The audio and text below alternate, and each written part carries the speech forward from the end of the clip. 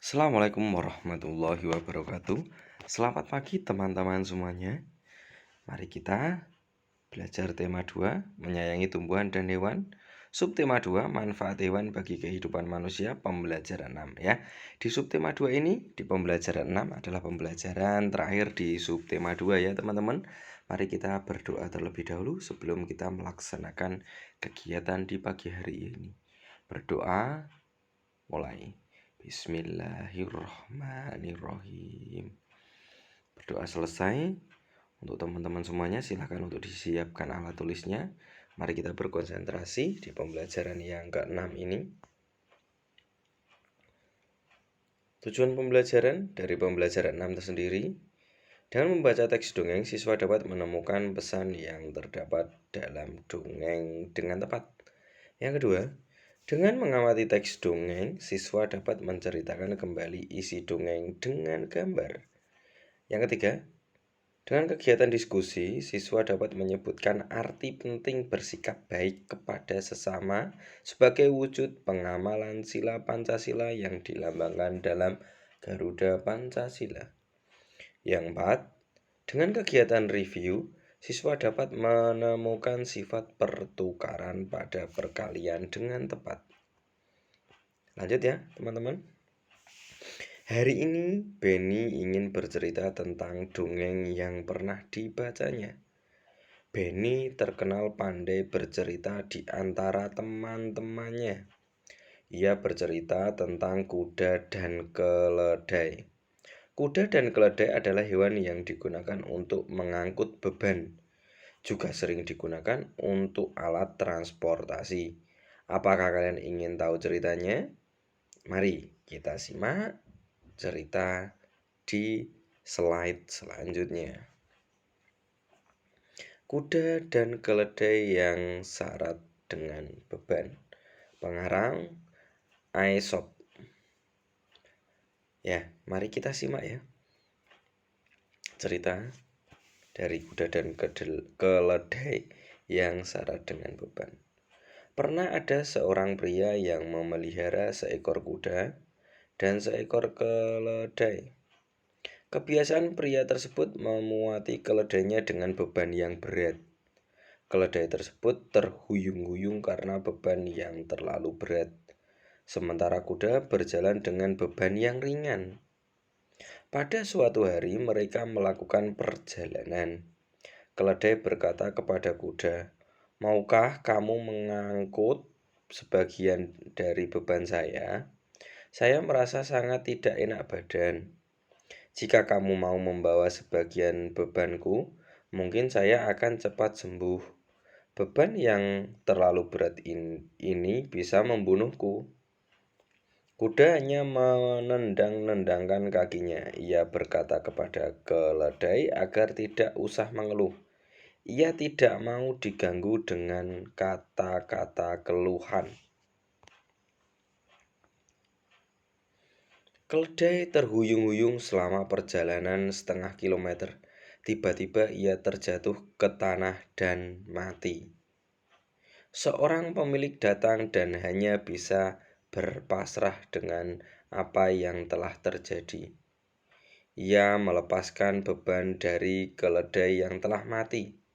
Semua beban ditempatkan di atas punggung kuda. Aduh, keluh kuda saat dia merasakan beban berat. Beban bertambah dengan berat tubuh keledai yang telah mati. Sekarang saya mendapatkan ganjaran karena sifat saya yang jelek. Saya menolak menanggung sebagian beban keledai. Sekarang saya harus membawa seluruh beban, ditambah dengan berat tubuh teman saya yang malang ini. Nah, sangat kasihan sekali ya keledai yang mati ini. Dan temannya yang tidak mau membantu karena keledai tadi sudah meminta tolong kepada kuda agar membantunya. Tetapi si kuda itu menolaknya dengan alasan-alasan tidak usah mengeluh, tidak usah banyak keluhan dan lain sebagainya ya teman-teman. Sangat kasihan sekali. Tetapi semuanya juga akan kembali lagi ke kuda. Semua beban yang ada di keledai yang berat tadi dibebankan kembali kepada kuda, dan temannya yang sudah mati keledai ini dinaikkan juga di punggung kuda. Jadi dia menanggung dua beban yang sangat berat. Ya itulah, karena tidak mau menolong, akhirnya dia sendiri yang terkena batunya. Susunlah kata-kata di bawah ini sehingga menjadi sebuah pesan moral yang terdapat pada dongeng di tempat yang tersedia. Kamu bantuan membutuhkan, bantulah. Maka orang terbantu akan juga yang silakan menjadi kalimat yang seperti apa? Silakan Pak Agung beri waktu 1 menit untuk menyusunnya.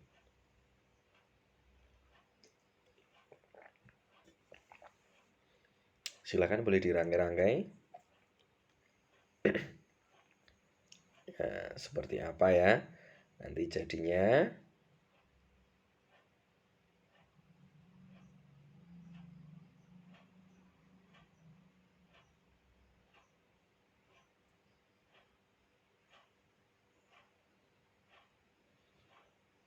Ya, sudah. Ada yang sudah, mungkin beberapa. Udah ya. Apa itu? Nah, mari kita lihat ya bersama teman-teman. Bantulah orang yang membutuhkan bantuan, maka kamu juga akan terbantu ya. Jadi untuk teman-teman semuanya, bantulah teman-teman kita yang membutuhkan bantuan, maka kamu juga akan terbantu ya.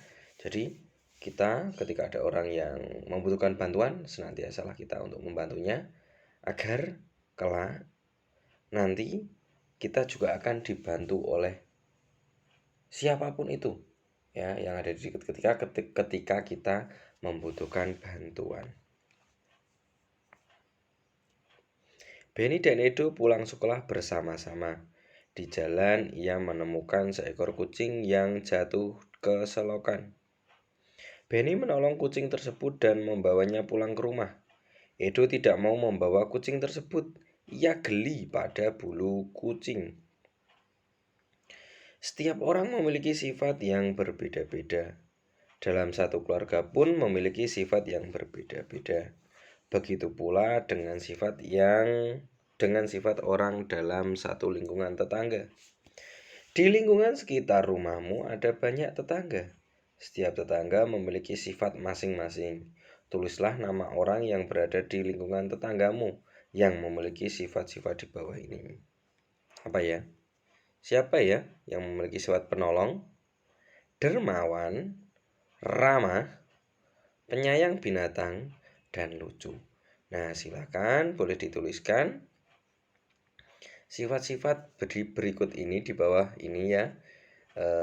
Yang memiliki sifat-sifat yang penolong, dermawan, ya mungkin di lingkungan sekitar rumahmu, teman-teman kamu, atau mungkin Pak siapa ya, yang ada di lingkungan tetanggamu. Silakan boleh dituliskan di kolom-kolom yang sudah tersedia. Jangan dituliskan di buku tema ya. Buku tema hanya digunakan untuk belajar saja, tidak digunakan untuk mengerjakan tugas. Jadi buku tema ketika sudah ada coretan jangan sampai ditambah coretan lagi, karena buku tema besok akan kamu kembalikan. Besok Pak Kung akan cek buku temanya. Barang siapa yang buku temanya tetap bersih, tetap rapi, itu akan senantiasa mendapatkan nilai yang baik juga, karena termasuk sifat yang rajin dan bertanggung jawab ya. Ketika kita sudah dipinjami, kita harus senantiasa menjaganya. Saat liburan, Benny dan sepupu-sepupunya menginap di rumah nenek. Nenek memiliki banyak binatang peliharaan. Bebek, ayam, dan kambing ada di kandang belakang rumah. Penduduk desa tempat tinggal nenek banyak yang memiliki hewan ternak. Benny dan sepupu-sepupunya senang berjalan-jalan di sekitar desa. Mereka melihat banyak binatang ternak. Mereka sudah mengunjungi peternakan sapi, domba, dan bebek. Setelah berkunjung ke berbagai peternakan, Benny memiliki beberapa masalah. Ia belum bisa memecahkan masalah-masalah tersebut. Nah, apa ya masalahnya? Mari kita konsentrasi. Di sebuah peternakan terdapat 6 kandang domba. Di setiap kandang terdapat 10 ekor domba. Berapa jumlah domba dalam kandang? Wah, sangat mudah ya ini. Oke. Nah, 6 kandang dikalikan 10 domba. Mudah sekali ya, sama dengan 60. Tiap kandang sesak dengan domba-domba karena luas kandang tidak besar. Pemilik kandang berniat membuat kandang domba lagi, sehingga jumlah kandang domba ada 10. Berapa isi domba setiap kandang? Nah, tadi kandangnya ada 6, sekarang sama peternak domba sudah dibuatkan kembali kandangnya, ditambah 4 menjadi 10 kandang. Jadi berapa ya? Nah, 10 kalikan titik-titik. Betul sekali. Nah, 10 domba dikalikan berapa? Titik-titik. Ya, jawabannya yaitu adalah Oke, jawabannya adalah 6. Betul sekali teman-teman. Jadi, 6 kalikan 10 sama dengan 10 dikali 6. Oke, mudah sekali bukan teman-teman? Nah, cukup sekian dari Pak Agung. Tetap semangat, kita akan belajar untuk sifat perkalian. Pertukaran perkalian sangat mudah ya. Tidak usah mencari bilangan lain, itu bilangannya sudah ada jelas dan jawabannya hanya muter-muter di bilangan tersebut ya. Tidak usah mencari bilangan yang sulit-sulit. Terima kasih. Cukup sekian dari Pak Agung, kita akhiri pembelajaran kali ini. Alhamdulillahirabbil alamin. Cukup sekian. Assalamualaikum warahmatullahi wabarakatuh.